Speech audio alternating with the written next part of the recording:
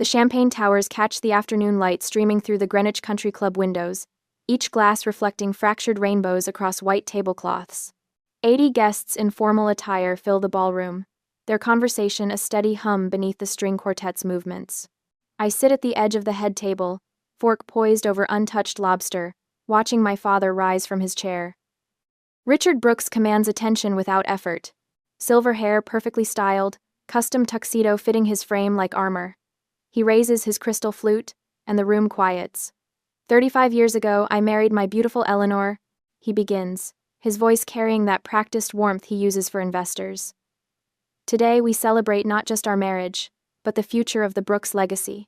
My mother beams beside him, her pearl necklace catching the light. I've seen that expression before. It's the one she wears when she's gotten exactly what she wants. It gives me tremendous pride, my father continues, to announce that I'm transferring the complete Brooks Luxury Retreats portfolio to my son, Preston. $15 million in premium properties, managed by the man who truly understands the family vision. The applause erupts. Preston stands, smirking in his tailored suit, accepting handshakes and backslaps.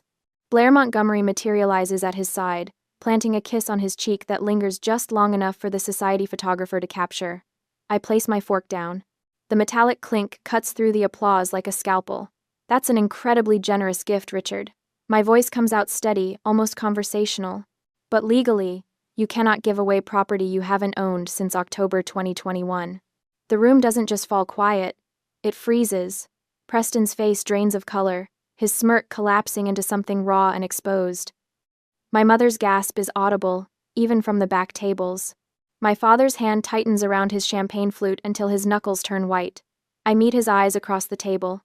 Gray eyes, just like mine. The ones that supposedly see through everything. They never saw me coming. But that moment comes later. Right now, I need to rewind. Show you exactly how we arrived at this perfect crystallization of consequences. 48 hours earlier, I'm buckling my seatbelt in first class, watching Chicago disappear beneath the clouds. The flight attendant offers champagne. I decline. My phone buzzes with Preston's latest text, the third this week. Can't wait to see you, sis. Big news to share. The private car service drops me at the estate just after 3. The November air bites through my cashmere coat as I approach the front door. I don't knock. Instead, I reach into my bag and pull out the old brass key, the one they think I lost years ago when I moved to Chicago. The door opens silently. Inside, their voices drift from my father's study. Laughter, the kind that comes easy when you think you're untouchable. I move down the hallway, my heels silent on the Persian runner. The study door sits slightly ajar, warm light spilling through the gap. I press myself against the wall, phone already recording in my coat pocket. Last month, I funneled another $50,000 to BM Interiors for consultation fees. Preston's voice carries that particular smugness he reserves for his victories. Bought Blair a 3-carat diamond. She posted it all over Instagram. My father's laugh booms. The audit this weekend is pure formality. Savannah's desperate for our approval. Always has been. I'll cry. My mother's voice is lighter, almost playful. She'll sign anything if I cry enough. She always does. A fourth voice joins them. Male, unfamiliar, nervous. Once she signs the beneficiary waiver, you're protected. No ownership claim means no legal standing to question the transfers. My hand finds the doorframe. The wood feels solid under my palm, real, while everything else tilts sideways. My stomach clenches, not from shock but from the brutal clarity of confirmation. They're not just favoring Preston, they're actively conspiring to rob me. The nausea hits in waves. I've spent 29 years trying to earn their love through competence, through being the responsible one, the reliable one. Every late night studying, while Preston partied. Every promotion I downplayed so he wouldn't feel inadequate. Every family photo I stepped out of because my presence somehow diminished him. I was 14 when they blamed me for Preston's failing grades because I didn't tutor him enough. 22 when they excluded me from the family Christmas card because my recent promotion made Preston feel small. And now they're betting their entire fraud scheme on my pathological need for their approval. The instinct to burst through that door and scream is almost physical. To throw their betrayal in their faces, to make them see me, really see me for once. But I don't. Instead, I turn and walk back down the hallway, each step deliberate. The door closes behind me with a soft click. In the car, my hands shake as I pull out my phone and text Wyatt. I'm here. Meet me at the diner. I catch my reflection in the window as the driver pulls away. My face looks exactly the same as it did this morning. Composed, professional, the good daughter. But something fundamental has shifted behind my eyes. They placed their bet on the wrong daughter. And now I'm going to show them exactly what a forensic auditor does when she finds fraud in the family books. The diner sits 3 miles from the estate, one of those roadside places that still serves meatloaf and has actual Formica tables. I slide into the corner booth at 9:30, my back to the wall, facing the door. Old habits from audit work. Always see who's coming. Wyatt arrives 12 minutes later, wire-rimmed glasses slightly fogged from the November cold. He's carrying a manila envelope, the kind with the metal clasp that makes a satisfying snap when you open it. He doesn't waste time with pleasantries. 4 years, he says, sliding the envelope across the table. I've been documenting everything. I don't open it immediately. Instead, I study my youngest brother, HD student, perpetually nervous energy that makes him tap his fingers against table edges. The family forgets about Wyatt. He's quiet, unremarkable, beneath their notice. That oversight was their fatal mistake. Show me, I say. He pulls out the first document. Bank of Greenwich letterhead, formal typography, the weight of legal consequence in every word. Notice of default, addressed to Richard and Eleanor Brooks. I scan the numbers. My training takes over, that particular focus that narrows the world to data points and patterns. Preston hasn't just been skimming rental income. He's drained the operating accounts dry. $800,000, Wyatt says. Transferred to BM. Interiors over 18 months. I do the math, automatically. $50,000 per month, give or take. The properties generate $1,200,000 annually. The books show $200,000 in losses. There's no legitimate consulting work, I say. It's not a question. None. I checked every invoice. Blair's company has no employees, no projects, no office space. It exists solely as a pass-through for Preston's theft. The coffee in front of me has gone cold. I take a sip anyway, needing something to ground me in the physical world while my mind processes the scope of the fraud. Wyatt pulls out a second document. His hands shake slightly as he unfolds it. Personal guarantee, he says. Richard and Eleanor used the Greenwich mansion as collateral for a $3 million business line of credit. The words hit differently than I expected. Not a shock, just the hollow confirmation of how deep they've buried themselves. The money went to cover Preston's embezzlement. Wyatt continues. The bank wants either a capital injection or clear title confirmation by Monday. If you don't sign the waiver of interest, they seize the parents' home. I look up from the document. They bet everything on me being compliant. Yes. He slides a flash drive across the table. Spreadsheets showing systematic fraud. I've tracked every transfer, every false invoice, every manipulation of the books. It's all here. I pocket the drive without looking at it. My fingers find the edge of the manila envelope tracing the metal clasp. What else? Text messages between Preston and Blair, discussing how to keep you in the dark, laughing about it, actually. His voice carries an edge I've never heard before. There's one from 3 weeks ago, Preston wrote. Once the fraud is buried in the trust transfer, she'll never untangle it. Too much family loyalty to look too hard. Family loyalty. The phrase sits bitter on my tongue. I've spent my entire adult life believing that loyalty meant something. That blood created obligations, responsibilities, bonds that transcended balance sheets and legal documents. They were counting on that belief to steal from me.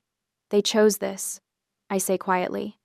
The realization settles into my bones, replacing the last remnants of confusion with perfect clarity. Every single step. This wasn't neglect or favoritism or blind spots. They actively chose fraud. But I'm salivated. Wyatt nods. Should we warn them? Give them a chance to fix it? The question hangs between us. I can see the scenario play out. I could call Richard right now, lay out the evidence, and offer them 48 hours to make it right. Return the money, fire Preston, apologize. They would find another way to cheat. No, I say. If we warn them, they'll just adapt. Find a new scheme, a new angle. We let the trap spring exactly as they designed it. The party on Sunday, Wyatt says. Perfect venue. Preston's already planning his victory lap. Let him celebrate publicly. I pull out my phone, opening the camera app. I need to photograph everything in that envelope.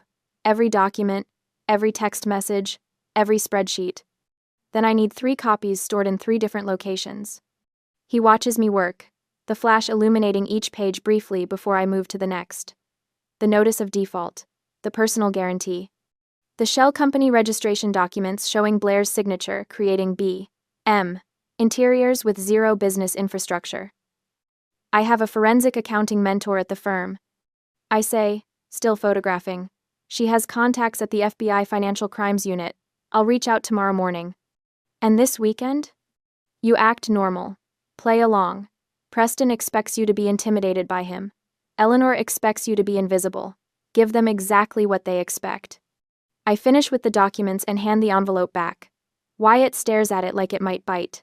This destroys them, he says. Completely. They destroyed themselves. I'm just documenting the aftermath. The waitress appears with a coffee pot. We both decline. After she leaves, Wyatt leans forward, voice dropping lower. Are you sure about this? I meet his eyes. Gray, like mine, like our father's. The genetic inheritance that supposedly gave us his vision, his business acumen, his ability to see through complexity. Richard Brooks taught me to trust evidence over emotion, to value competence over sentiment, to believe that truth lived in documentation, not promises. He just never imagined I'd apply those lessons to him. I've never been more sure about anything, I say. After I spent the night at the hotel nearby, the Saturday morning light filters through the leaded glass windows as I stand on the front steps of the estate, my single piece of luggage heavy in my hand. The brass knocker gleams under my fingers. I could use my key again, slip in unnoticed like yesterday. But that's not the play today. Today, I'm the dutiful daughter coming home. The door swings open before I can knock. My mother stands there in cream linen, pearls already in place despite the early hour. Her face transforms into practiced delight. Oh, darling, we've missed you. She pulls me into a hug that smells like Chanel, No, 5, and desperation. Her arms squeeze just a fraction too tight, her voice pitched just a note too high. Everything about Eleanor Brooks is a performance, and I've finally learned to read the stage directions. Inside, Preston sprawls on the leather sofa in the living room, phone angled to catch the best light. He doesn't look up. Hey, Sav. The greeting comes automatically, dismissive. I'm furniture that occasionally requires acknowledgement. My father rustles his newspaper from the wingback chair. Savannah. A grunt. An exhale. The minimal acknowledgement of my existence is complete. He returns to the financial section. The house smells like fresh coffee and old money. Persian rugs muffle my footsteps as I follow my mother's chattering monologue about the party tomorrow, about how wonderful it will be to have the family together, about how Preston has been working so hard on the properties. I make appropriate sounds, smile at appropriate moments. My training runs deep. My mother corners me in the kitchen 90 minutes later while I'm rinsing my coffee cup. The timing isn't accidental. She calculated this moment, waited until Preston disappeared upstairs, and my father retreated to his study. The kitchen has always been her preferred arena for emotional manipulation. Something about the domestic setting makes her tears more effective. Savannah, sweetheart. Her voice drops to that trembling register I know too well. I need to talk to you about something important. I turn slowly, deliberately, keep my face neutral. What's wrong, Mom? The tears start immediately, not dramatic sobbing, but the gentle kind that slides down her cheeks like she's trying to hold them back. She's perfected this technique over decades. I've watched her deploy it at charity luncheons, PTA meetings, family interventions. The weapons may look soft, but they're designed to cut deep. The business is struggling. Her hands twist together, diamond wedding band catching the light. Preston's been under so much stress. He's trying so hard, but the market has been difficult, and your father's health isn't what it used to be. My father played 18 holes yesterday. I saw the scorecard on his desk. The family legacy is at risk, darling. She steps closer, one hand reaching for mine. We need to modernize. Make some changes. Preston has such innovative ideas, but he needs support. He needs family unity. The words flow like a script she's rehearsed. Each phrase is designed to activate my guilt reflexes, to remind me of my position in the family hierarchy. Your grandmother would want us united. Her voice breaks perfectly on the word, grandmother. You're the responsible one, Savannah. You've always been so capable, so strong. Help your brother succeed. After everything we've sacrificed for your education, for your opportunities. Something flickers in my chest.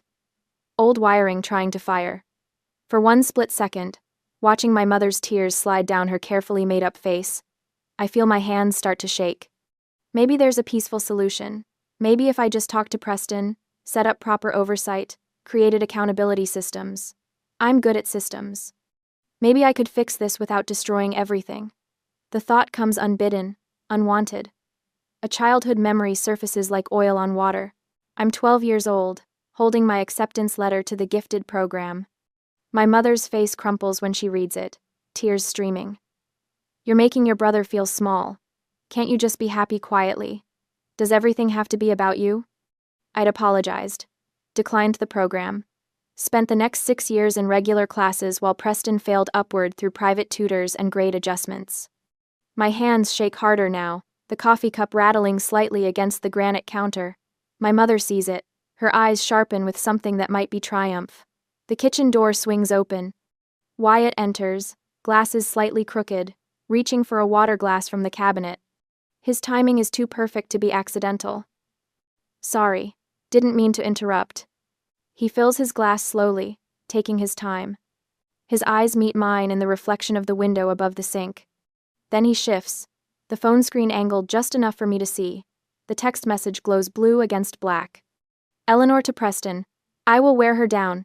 She's weak. Start drafting the waiver. Preston's reply. Perfect. Knew the tears would work. The shaking stops. Everything stops. The emotional bond doesn't fray or crack. It snaps. Clean. Surgical. Complete. I look at my mother, and I don't see my mother anymore. I see a hostile oddity, a subject of investigation, an individual engaged in active fraud who's currently attempting to manipulate the auditor assigned to her case. The manipulation isn't unconscious. It's not a mother's misguided love or outdated values. It's a calculated strategy, premeditated, coordinated. The final remnant of hope dies so quietly, I barely notice its passing. Everyone. My posture shifts, shoulders roll back, spine straightens. The trembling in my hands evaporates like it was never there. When I meet my mother's eyes, I'm looking at her the way I look at falsified balance sheets and cooked books. This is a business problem requiring a business solution. I need time to think. The words come out measured, each one placed with precision. This is overwhelming. My mother's face floods with relief. She thinks the tears worked. She thinks I'm breaking. Of course, darling. Take all the time you need. She reaches for me again, and I let her hug me. Let her think she's won. Let's talk at dinner tonight, I say into her shoulder. I want to do what's right for the family. She pulls back, cupping my face in her hands. Her smile is radiant, genuine in its relief. That's my good girl. The words that used to fill me with warmth now sound like prison bars closing. I'm nobody's good girl anymore. Later, I'm unpacking in the guest room when Wyatt appears in the doorway.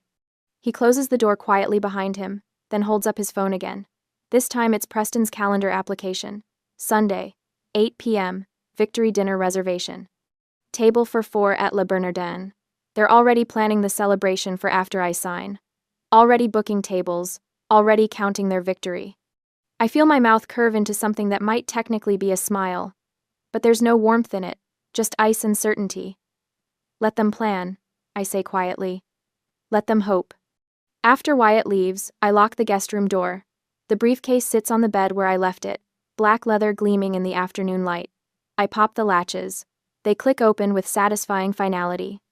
Inside, everything is precisely organized. The courier service delivered the final package to the servants' entrance at 6 a.m., just as I arranged. Certified deeds from Fairfield County Land Records, each page bearing official seals and signatures. The forensic audit report, 247 pages bound in navy covers, every transaction documented and cross-referenced. The FBI contact card sits on top. Special Agent Martinez, Financial Crimes Unit. I've already spoken with him twice. He knows what's coming tomorrow. And underneath everything, a cream-colored envelope. My grandmother's handwriting across the front. For Savannah.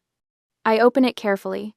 Inside, a single page, dated November 2021, 2 weeks before she died.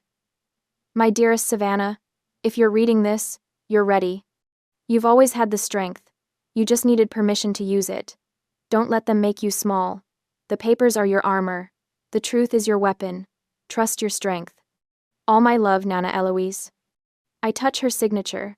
The ink slightly faded now, but still firm. Still certain. I'm ready. I whisper to the empty room. Tomorrow they'll learn exactly what happens when you bet against the competent daughter. The formal dining room feels smaller tonight, despite its vaulted ceilings and expansive mahogany table. Saturday evening light filters through the tall windows, casting long shadows across the silver place settings.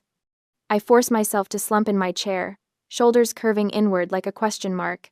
Eleanor has outdone herself. Prime rib, roasted fingerling potatoes, some kind of glazed carrots, I'm pretending to push around my plate. The china is the good set, the one she only uses for important occasions. Tonight qualifies, apparently. My impending defeat warrants celebration. I pick at the meat, cut it into smaller and smaller pieces, without actually eating much. My eyes feel scratchy. I rubbed them deliberately before coming downstairs, made sure they looked red and tired. The exhaustion isn't entirely manufactured. Maintaining this performance takes more energy than I expected. Savannah, darling, you've barely touched your dinner. My mother's voice drips with concern. She reaches across the table, her hand hovering near mine. Are you feeling all right? I set down my fork. The clink against china sounds too loud in the sudden quiet. I'm tired. The words come out flat, defeated. So tired of being the outsider. Of always fighting. Of never being enough. Preston pauses mid-chew. Richard lowers his wineglass slowly, watching me with those calculating gray eyes. Eleanor's hand finally lands on mine, squeezing gently. Her skin feels cool, her grip firm. I let my gaze drift around the table, landing on each of them in turn before settling on Preston. His smirk has faded into something cautious, almost suspicious. Good. Let him wonder if I'm genuine or broken. You win, Preston. I meet his eyes directly. I'll sign the waiver. The reaction is immediate. Eleanor gasps, her hand tightening around mine until the pressure borders on painful. Oh, sweetheart. You don't know how much this means to us. To the family. Richard nods, his expression shifting into something that might pass for approval in better lighting. That's a mature decision, Savannah. Very mature. This is what's best for everyone. Preston's smirk returns, spreading across his face like oil on water. I knew you'd see the reason eventually. You always were the smart one. He lifts his wine glass in a mock toast. To family unity. I don't raise my glass. Instead, I lean forward slightly, my voice dropping to something quieter, more careful. But I want to do this properly. Tomorrow at the anniversary party, in front of everyone, a public show of unity. I pause, letting the words settle. Then I'll go back to Chicago, and we can all move forward. Clean slate. The table goes still. I can almost hear the gears turning in Preston's head, the calculations running behind his eyes. Public validation, witnesses to his victory, the perfect stage for his triumph. That's perfect. His voice rises with enthusiasm. Absolutely perfect. Nothing says family solidarity like a public announcement at Mom and Dad's anniversary celebration. Richard's smile widens. It'll show everyone that the Brooks family stands together. Good optics for the business transition. Eleanor squeezes my hand again, her eyes glistening with what might be genuine emotion if I didn't know better. This is all I've ever wanted, my children united. I manage a small smile. It feels tight on my face, like wearing someone else's skin. Preston pulls out his phone before dessert even arrives. His thumbs fly across the screen, typing rapidly. I need to text Melissa. Expand the guest list. This deserves a bigger audience. How much bigger? Richard asks. Double it. Maybe more. I want investors there. That tech startup founder from Stanford, the Hendersons. Maybe even reach out to the local business reporter from the Gazette. Preston's excitement builds with each name. This is a watershed moment for Brooks Luxury Retreats. Richard reaches for the wine list, the server left on the sideboard. He flips through it, running his finger down the pages until he finds what he wants. We'll need proper champagne for the toast. The Cristal. $2,000 a bottle, but worth it for this occasion. My mother has already pulled out her own phone, scrolling through what looks like a seating chart. I'll need to rearrange everything. Put Savannah at the head table, of course. Right between Preston and your father. Very visible. Very unified.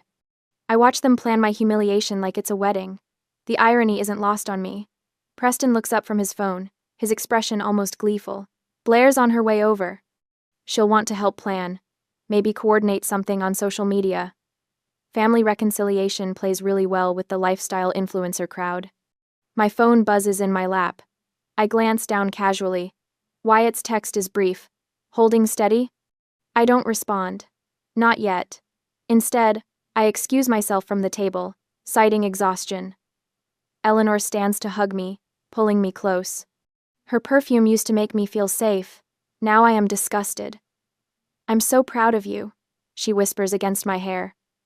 This is the right thing. You'll see. I step back from the embrace. My eyes are completely dry.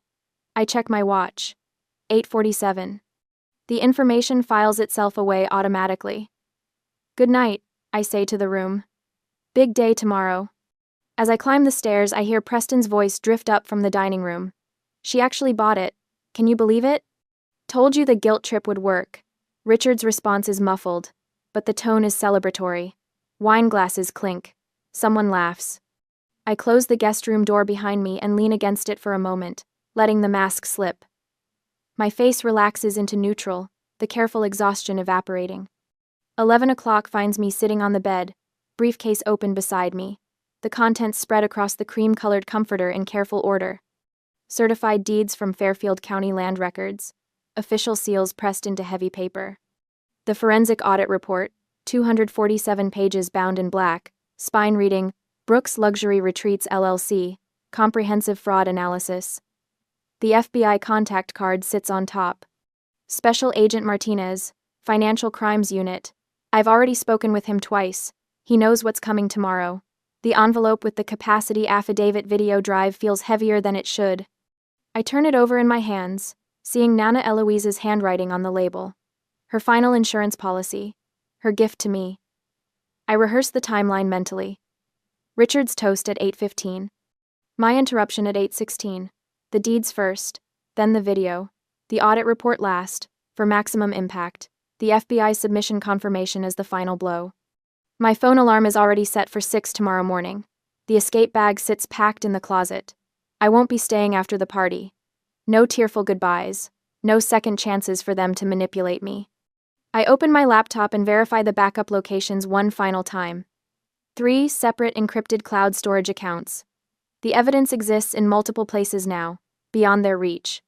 Downstairs, I hear the front door open. Blair's voice carries up the stairs, bright and excited. More celebration. More champagne. More planning for my public defeat.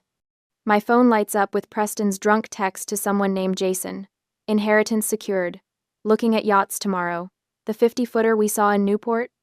Another text, this time to a luxury car dealer. Still have that Aston Martin? Might be interested next week. Blair posts an Instagram story. I don't follow her, but Wyatt screenshots it and sends it to me.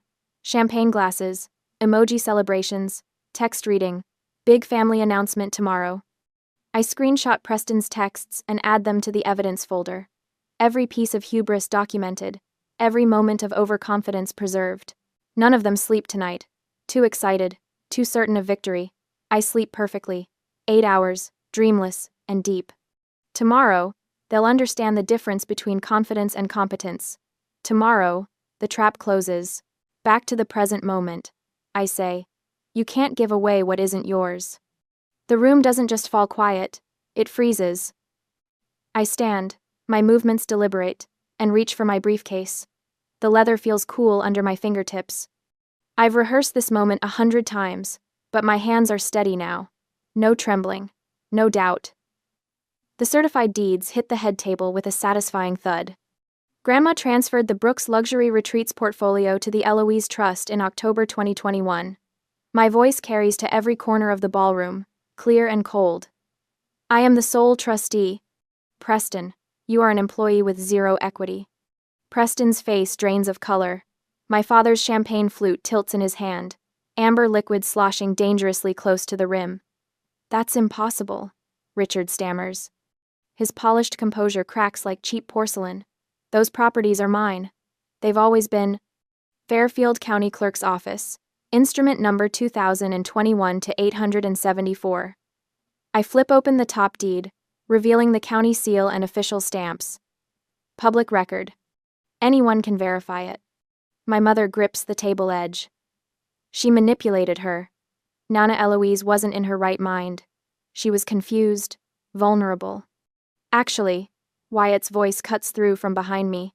She was remarkably lucid. He steps forward with his laptop. I catch the eye of the AV technician in the corner, the one I tipped $200 an hour ago. He nods and switches the input. Wyatt connects his cable, and the projector hums to life immediately. My father moves to stop him, but security hired for the event steps subtly into position. I made those arrangements this morning. The screen flickers. Nana Eloise's face appears sharp-eyed and alert despite her 78 years. Mr. Vance, the family attorney, sits beside her in the frame. The timestamp reads the 15th of October 2021. My name is Eloise Catherine Brooks. Her voice fills the ballroom, stronger than I remember. I am 78 years old, and I am of sound mind and body. Mr. Vance, my attorney of 32 years, is present as witness to my capacity. The guests lean forward. I watch my mother's face crumble as Nana continues. I am transferring all properties held in the Brooks Luxury Retreats portfolio to a trust with my granddaughter Savannah as sole trustee. I'm doing this because Richard has always valued appearance over character, and Preston has inherited his father's worst qualities. She pauses, looking directly into the camera. Savannah earned this through competence, not blood. The video ends. The lawyer certification and witness signatures remain frozen on screen, undeniable and legally airtight. Eleanor collapses into her chair. The sound of expensive fabric hitting wood echoes through the silence. I reach into my briefcase again. The forensic audit is heavier than the deeds. 247 pages bound in navy covers. I drop it beside the deeds. Since Preston never owned the properties, the $800,000 transferred to BM. Interiors wasn't profit distribution. I flipped to the highlighted sections, years of training making my movements precise. It was wire fraud and money laundering. Blair's champagne glass slips from her fingers, shattering against the marble floor. These pages detail the shell company analysis. I turn the report so the nearby guests can see the charts and transaction records. False invoicing. Systematic embezzlement over 18 months. Blair signed every document, opened every account, made every withdrawal. Preston finds his voice. You're lying. You're just bitter that Dad finally recognized my... I submitted this to the FBI Financial Crimes Unit. I check my watch. The small motion feels monumental. Your business accounts were frozen 45 minutes ago. Preston fumbles for his phone. His thumb swipes frantically across the screen. I watch the color drain further from his face as he sees them. 17 missed calls. The notification banner glows across the top. Account access restricted. Federal hold. My father's phone buzzes. Then again. He reads the screen, and for the first time in my life, I see genuine fear in his eyes. Personal guarantee triggered due to fraud investigation, he whispers. His voice barely carries. Notice of immediate loan recall. Legal proceedings initiated. The mansion. The collateral for the $3 million business line of credit they used to cover Preston's theft. All of it. Gone. Blair stands so fast her chair topples backward. I didn't know. Preston said it was legitimate consulting work. I just signed what he... Her voice breaks. She grabs her clutch and runs, heels clicking frantically across marble. Preston calls after her, but she's already gone, probably calling a lawyer of her own. You destroyed us. Preston lunges across the table. His hands reach for my throat, but security catches him before he makes contact. 2 men in dark suits restrain him as he struggles. I'm your brother. How could you? You stole from your family. I meet his eyes without blinking. I simply documented it. They drag him toward the exit. His screams echo off the crystal chandeliers. Threats, curses, promises of revenge that mean nothing now. The reporter's pen moves frantically across her notepad. The investors Richard invited to witness his management transition back away, creating distance from the liability. Wyatt stands beside me, silent and solid. I turn to face the remaining guests. The party's over. Please enjoy the champagne on your way out. They leave in clusters, whispers spreading like wildfire. Within minutes, only scattered champagne flutes and abandoned plates remain. Richard and Eleanor huddle together at the far end of the table, her pearl necklace askew, his perfect silver hair disheveled. I walk to the bar and select a single champagne glass. Crystal, expensive, paid for with money they thought they'd stolen. I raise it to the empty ballroom, to the scattered legal documents covering the head table, to the grandmother, who saw this moment coming 3 years ago. Competence. The word hangs in the air as the last guests disappear through the double doors, leaving only wreckage behind. 3 months later, February sunlight floods my Chicago penthouse through floor-to-ceiling windows. The city sprawls below, chrome and glass catching the winter light. Soft jazz plays from hidden speakers. My coffee steams beside a stack of forensic audit files, the silence so complete it feels deliberate. No country club chaos. No performative family dinners. Just work, and peace, and the satisfaction of competence. My phone buzzes. Wyatt's name appears on the screen. Come up, I tell the doorman through the intercom. Send him straight to the penthouse. He arrives 10 minutes later, carrying 2 pastry boxes from the bakery downstairs. His wire-rimmed glasses catch the light as he grins. Figured you'd be working through lunch. Guilty. I clear space on the balcony table, pushing aside case files. How's the PhD? Fully funded now. He settles into the chair across from me, opening the boxes to reveal croissants and Danish pastries. Turns out legitimate rental portfolio profits make excellent educational investments. I'm specializing in forensic accounting. I wonder who inspired that. Can't imagine. His smile softens. Do you ever regret it? The question doesn't surprise me. I've asked myself the same thing exactly twice in 3 months. Both times, the answer came instantly. Not even for a second. We sit in comfortable silence, coffee cooling between us. No weight of family expectations pressing down. No measuring our words against what Preston might overhear, what mother might weaponize, what father might dismiss. Just 2 people who survived the same war, drinking coffee on a Tuesday morning. Later, after Wyatt leaves for his afternoon seminar, I pull out my checkbook. The Nana Eloise Scholarship Fund letter sits beside my laptop, 3 handwritten thank you notes paper-clipped to the top. First-generation college students studying accounting. Kids who understand what it means to be competent in families that value something else entirely. I write the check carefully. $50,000. My grandmother's legacy, helping others escape the traps she recognized too late in her own son. The business thrives without Preston's embezzlement, bleeding it dry. Revenue up 40% under professional management. Properties renovated, properly marketed, legally compliant. I renamed it last month. Eloise Trust Properties has a better ring than Brooks Luxury Retreats ever did. My consulting firm expanded twice since September. Other scapegoat children find me through referrals, their stories variations on the same theme. Golden child steals, competent child gets blamed, family chooses the thief. I use my story anonymously in consultations, watching recognition dawn in their eyes. You're not crazy. You're not ungrateful. You're being robbed. The facts are simple. Preston got 3 years in federal prison for wire fraud and money laundering. Minimum security, but still prison. Blair avoided jail through cooperation, but B.M. Interiors dissolved and her reputation evaporated. She works retail now, paying legal fees with what's left after restitution. The 3-carat diamond sold at auction. Richard and Eleanor live in a cramped 2-bedroom rental in Stamford. The bank seized everything. The mansion was sold to a tech executive from California, who gutted the interior immediately. Mother called twice. I changed my number. Father sent a letter. I returned it unopened. That evening, I stand on the balcony with wine, watching twilight paint the skyline in shades of amber and violet.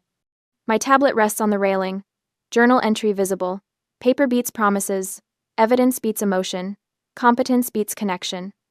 No anxious thoughts spiral through my mind about whether I should have tried harder, been softer, given them one more chance. My phone rings. Unknown number. Greenwich area code. I silence it without checking. Don't even wonder who it was.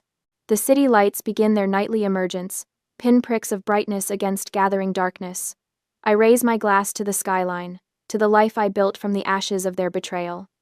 Nana Eloise's words from the video echo in my memory, her voice clear and certain. Never apologize for being the competent one. I whisper them back to the city, to myself, to whatever comes next.